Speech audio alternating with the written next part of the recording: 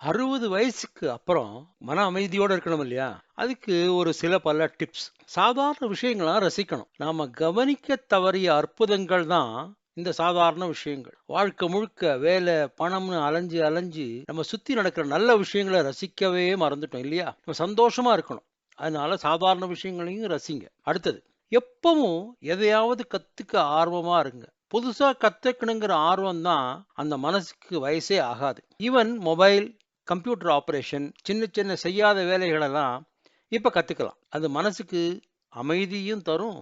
நம்ம ஆர்வம் நமக்கு புது நாலெட்ஜும் கொடுக்கும். சின்ன சின்ன விஷயங்களை அப்படியே விட்டுடுங்க. எல்லாத்துக்கும் சண்டை போட்டு நம்ம சக்தியை செலவழிச்சு தேவையில்லாம தலைவலியும் மனக்கஷ்டமும் வேண்டாம். நம்மளோட ஈகோவை விட நம்ம மனசு அமைதி தான் பெருசு. அப்புறம் அமைதியான மனிதர்களோட பழகுங்க. குழந்தைகளோட பழகுங்க. சரியான நட்புனா எதுனா, இரைச்சலே இருக்கக்கூடாது.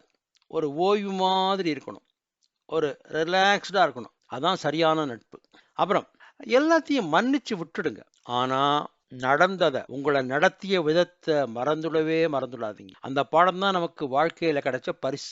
மறப்போம் மன்னிப்போம்ங்கிறது பழைய பேச்சு. இப்ப என்ன தெரியுமா? மன்னிப்போம், ஆனால் மறக்க மாட்டோம். ஒரு கை டிஸ்டன்ஸ்லயே எல்லாரையும் வச்சிருக்கணும். அடுத்து, கடனை தவிர்த்துடுங்க. எந்த கஷ்டம் வந்தாலும் சரி, கடன் வாங்குறத கூடாது.